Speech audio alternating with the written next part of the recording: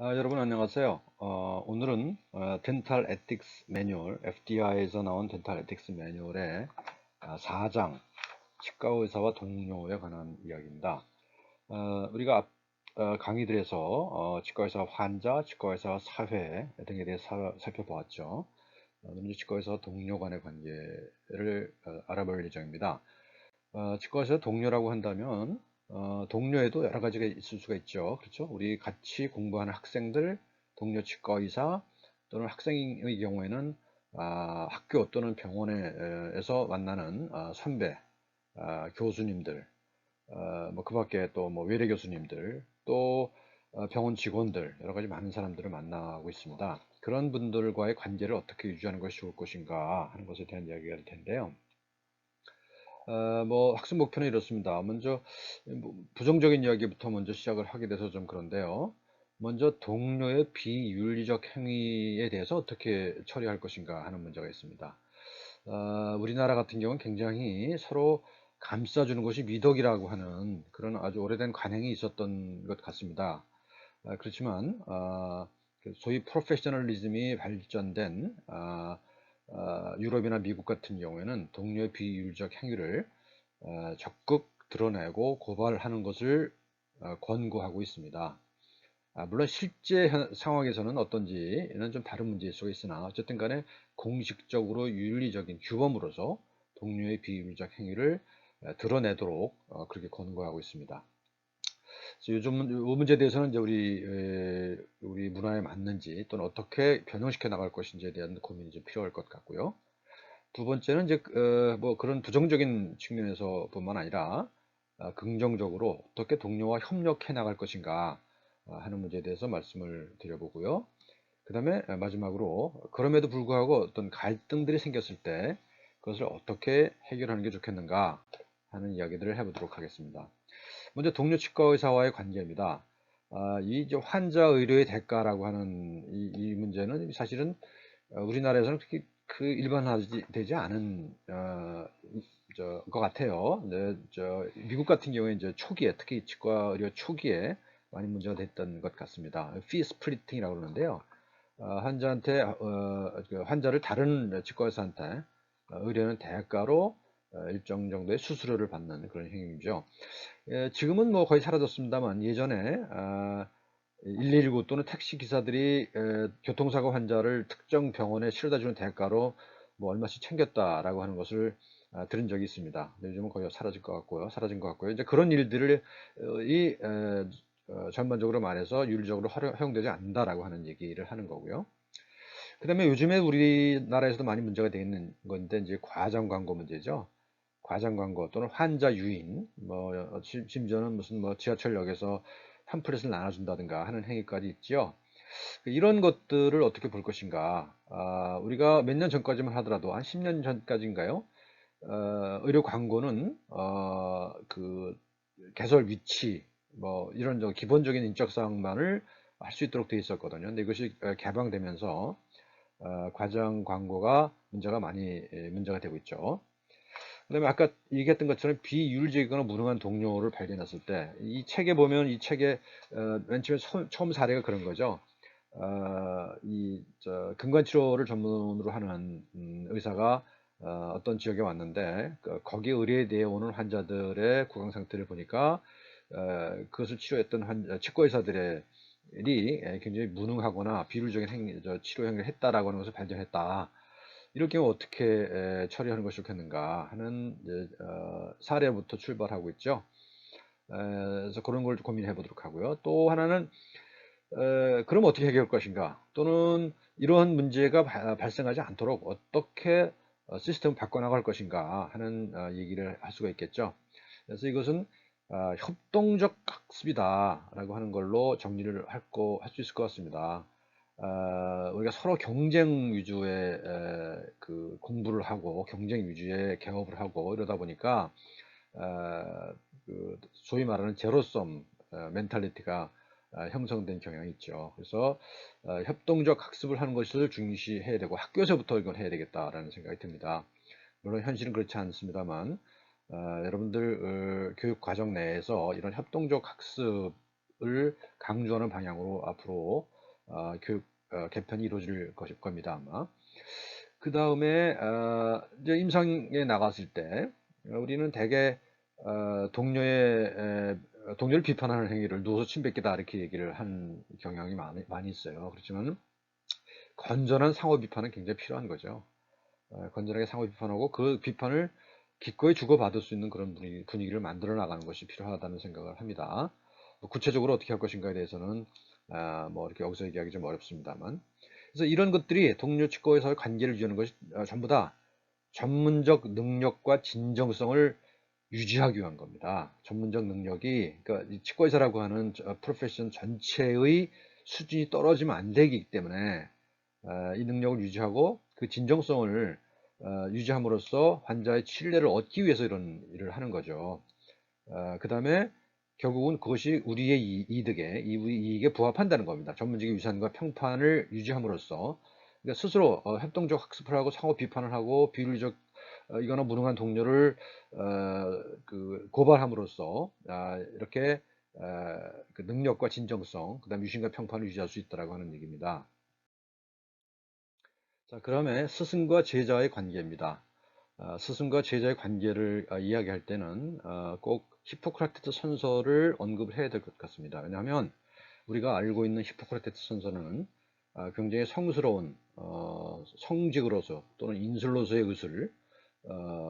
그 본질적 가치를 말하고 있는 것처럼 알려져 있습니다만, 역사적으로 해석을 하면 이 문서는 히포크라테스가 연 의학교에 입학할 때 그 스승과 제자들이 맺는 일종의 계약이었다고 저는 해석을 합니다. 그래서 그 내용을 보게 되면 그 제자들이 스승에게 어떻게 해야 되는가 하는 것에 대한 내용들이 많이 언급되어 있습니다. 그것은 물론 우리가 알고 있는 현대적 히포크라테스 선서에서는 다 빠져 있습니다만, 그 내용을 보게 되면 어떤 게 있는가 하면, 나는 스승을 아버지처럼 여기겠다. 스승이 어려울 때는 자꾸 돕겠다. 뭐 그런 거. 그다음 스승의 아들이 의학을 공부하려고 하면은 돈을 안 받고 가르치겠다. 뭐 이런 얘기도 있어요. 그러니까 그냥 단순히 어떤 도덕적인 윤리적인 그 선언이기보다는 일종의 스승과 제자 사이의 계약서라고 보는 것이 저는 옳다고 봅니다.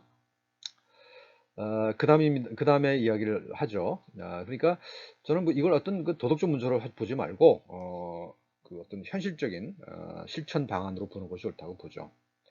자, 스승과 제자 간의 관계는 굉장히 중요하죠. 왜냐하면 여러분들 뭐 저하고 뭐 윤리학 수업도 하고 여러 가지 이야기를 합니다만, 이런 이론적인 수업을 한 것 얼마나 기억할까요?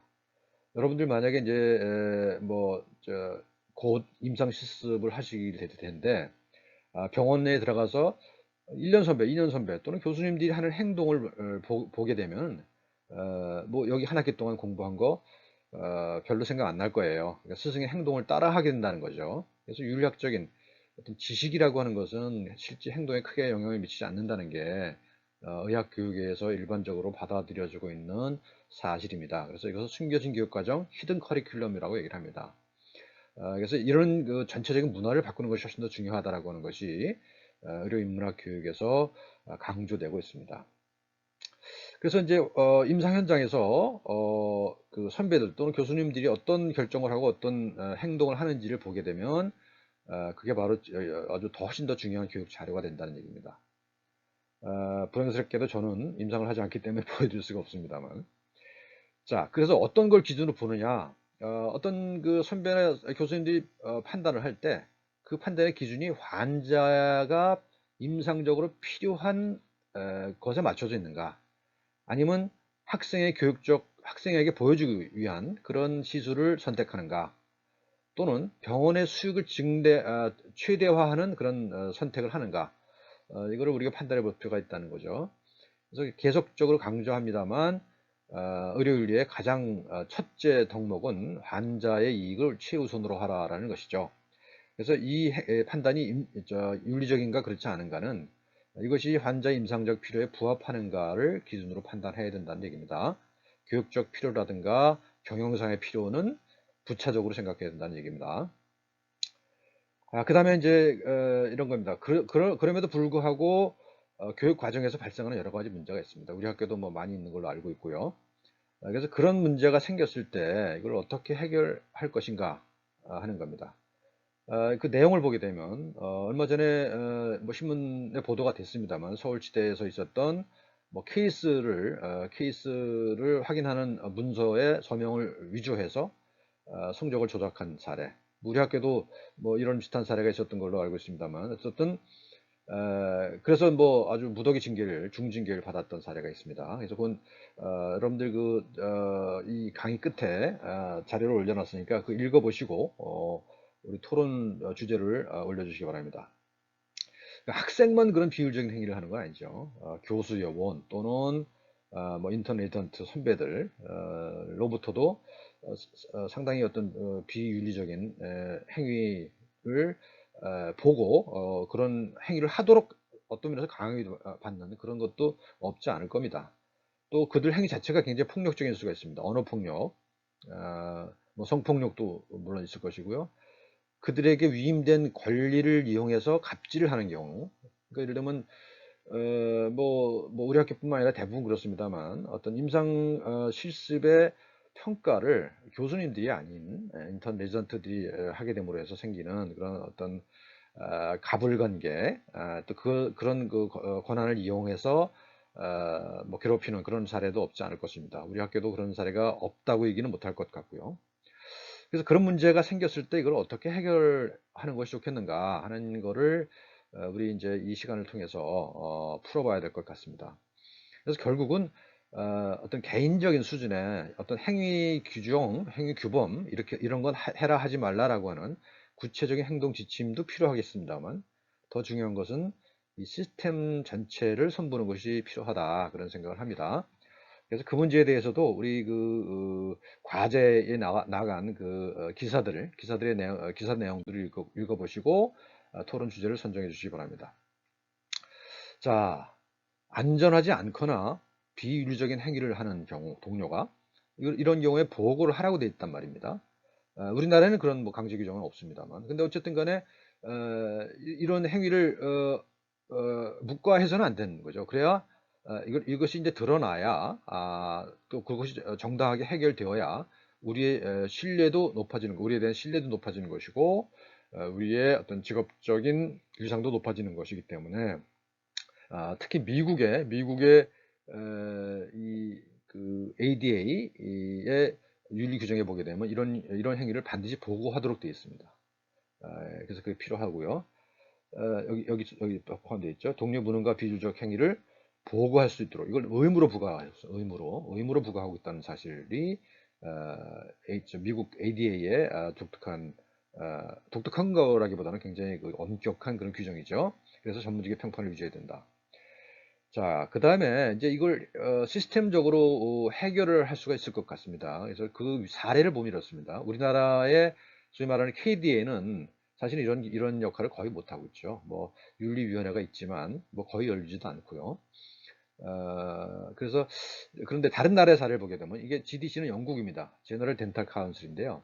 이 제너럴 덴탈 카운슬은 반관 반민입니다. 그래서 카운슬이 있고 그러니까 위원회가 있는데 그 위원회가 모든 결정을 합니다. 어떤 결정을 하냐면 의료 행위뿐만 아니라 치과 의학에 관련된 모든 교육, 그다음에 의료, 뭐 행정, 뭐 이런 그다음에 규제, 징계, 뭐 모든 거를 담당하는 기관이 GDC입니다.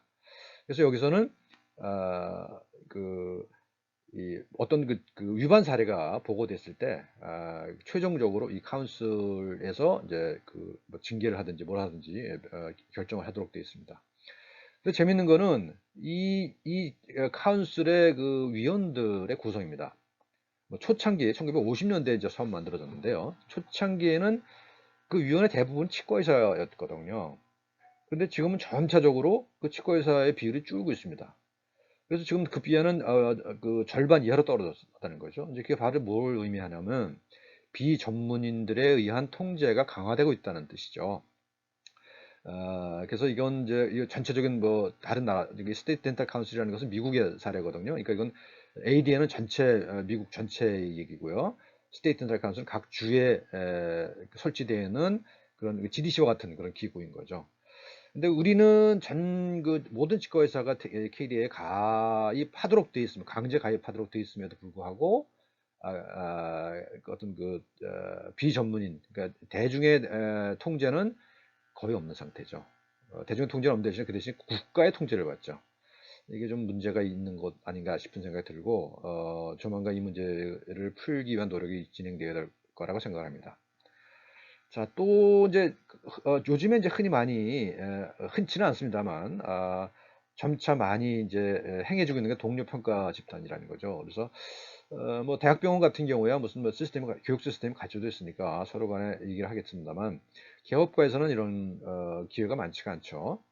그래서 이제 그 개업이들끼리 도전적인 임상 사례에 대해서 토론을 하고 성찰을 하고, 그럼으로써 이제 어떤 그 격차를 줄여나가는 그 판단의 격차, 그다음에 시술의 윤리적 격차를 줄여나가는 그런 것들이 행해져야 될 것 같습니다. 그러니까 그렇습니다. 그 다음에 다른 의료 전문직과의 관계입니다. 뭐 너무나 당연한 얘기입니다만, 뭐 인종신념, 피부색, 성별, 국적에 따른 차별을 해서는 안 되겠다는 거고요. 그 다음에 견해 차이를 존중해야 된다는 겁니다. 아까 뭐 전 슬라이드에서 그런 차이를 줄이기 위한 여러 가지 노력들을 언급을 했죠. 그런데 어쨌든 간에 우리는 견해 차이를 존중해야 된다. 근데 그것이 같은 레벨이에요. 그러니까 치과 의사들끼리의 견해 차이만을 존중하는 것이 아니라, 우리가 같이 일하는 위생사, 조무사, 기공사들의 견해도 존중하자. 물론 그 최종적인 책임은 치과 의사한테 있는 거긴 하지만, 그들의 견해를 무시하는 태도를 취해서는 안 된다. 이것들이 이제 이 사실 그 FDI 덴탈 에틱스 매뉴얼에 언급되어 있습니다. 자, 그다음에 협력입니다. 치과 의사와 환자의 관계는 지극히 개인적이죠. 개인적인 계약 관계이고, 도덕적 계약 관계이기도 하고, 또는 사회적 계약 관계이기도 하고, 그런데 임상적 계약 관계이기도 합니다. 근데 이제 지극히 개인적이지만, 내가 어떤 환자를 치료할 때 내 능력 범위를 벗어나는 경우, 또는 뭐 나보다 더 잘하는 사람이 있을 경우, 그런 사람이 있을 때는 다른 치과 의사나 또는 다른 의료 전문가와 협력을 할 필요가 있겠죠. 그리고 뭐 이건 이제 그 미국 같은 경우 특히 많이 나오는 얘기입니다만, 나의 견해, 전문가로서 나의 견해를 다시 확인을 하려고 하는, 소위 말하는 세컨 오피니언을 듣고자 하는 환자들이 굉장히 늘고 있죠.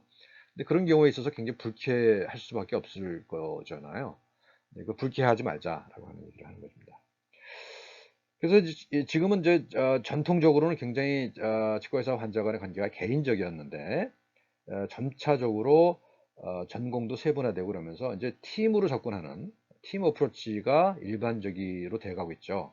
그래서 이 팀 접근을 주로 하기 때문에 뭐 여러 가지 갱어체라든가 이런 것들을 해소하려는 그런 노력이 필요하다는 것이고, 그런 능력을 키워나갈 필요가 있다는 겁니다. 자, 갈등이 생겼단 말입니다. 그럼에도 불구하고 갈등이 생겼다고 쳐요. 흔히 많이 생기겠죠. 그러니까 예를 들면 우리가 앞에서 언급했던 뭐 병원 안에서의 가불관계라든가 이런 것들이 갈등이 생겼을 때 이것을 어떻게 해결해야 될 것이냐 하는 겁니다. 보통은 대개 우리나라의 문화가 되게 그렇죠. 쉬쉬해서 비공식적으로 해결을 하려고 하는 게 맞죠. 많죠. 근데 그것도 잘못된 건 크게 잘못된 건 아닐 겁니다. 비공식적으로 해결할 수 있으면 그것도 나쁜 건 아니죠. 그렇지만 비공식적인 방법만을 고집해서는 안 되겠다는 겁니다. 그래서 우선 제일 중요한 건 개인들의 견해차를 분명히 드러내는 것이 필요하죠. 그냥 쉬쉬하고 없었던 일로 덮어버리는 이런 행위를 해서는 안 되겠다는 겁니다. 문제가 생겼으면 그 문제가 생겼다는 것을 분명히 드러낼 필요가 있고, 그래야 해결 실마리가 드러나는 거죠. 그냥 대충 덮고 넘어가는 그런 거는 해결책이 아니라는 겁니다. 그래서 비공식적인 방법을 우선해서 해결책을 찾아보고, 뭐 그것이 물론 실패한다면 뭐 공식적인 절차에 돌입하는 것도 하나의 방법이겠습니다. 그다음에 이제 공식적인 절차에 들어가기 전에 관련 당사자의 의견을 청취하는 것이 필요하겠죠. 뭐 예를 들어서 뭐 레지던트와 원내생 간의 문제가 생겼다고 한다면, 뭐 그 주변에 있는 다른 뭐 동료들, 또는 레지던트 동료들, 또는 뭐 교수님이라든가 이런 분들한테 견해를 들어보는 것이 좋을 거고요. 또 환자의 견해를 듣는 것도 좋을 것이고, 비공식적으로는 권한과 책임 있는 사람의 결정을 존중하는 것도 필요합니다. 그렇지만 도저히 그것이 납득이 안 될 경우에는 공식적인 절차에 돌입하게 될 텐데요. 그럴 경우에는 조정, 중재, 판결 이런 것이 있을 수가 있겠습니다. 뭐 우리도 그런 나름대로 시스템을 갖추고 있습니다만 문제는 그것이 그렇게 원활하게 돌아가지 않는다라고 하는 것이 문제로 지적될 수는 있습니다.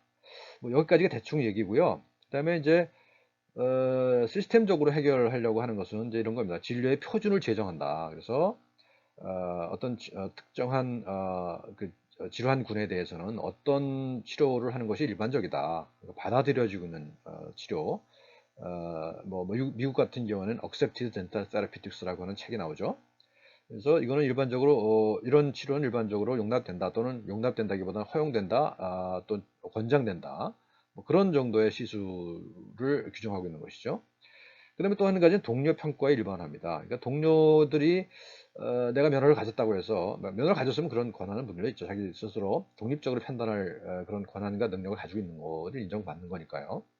하지만 그것이 너무 큰 격차를 가지고 와서는 안 되겠죠. 그래서 동료들과 스스럼 없이 어떤 케이스에 대해서 논의하고 평가를 받고 또는 경우에 따라서는 비판을 받고 그래서 그 비판을 받아들여서 수정하는 개선하려는 그런 노력이 필요하다고 생각이 됩니다. 자, 지금부터는 이제 세 개의 사례를 보여드립니다. 여러분들이 여기 이제 링크를 클릭하셔서 치이신보 기사들입니다. 전부 다 들인데 이것들을 클릭해서 기사를 읽으시고요. 두 번째 케이스는 서울 치대생들 징계에 관한 얘기고요. 굉장히 최근의 일입니다. 그다음 세 번째는 자신의 특별한 기부를 해서 특별한 기부를 통해서 이것을 치과의료 윤리 개선에 써달라라고 했던 어떤 치과의사의 이야기입니다.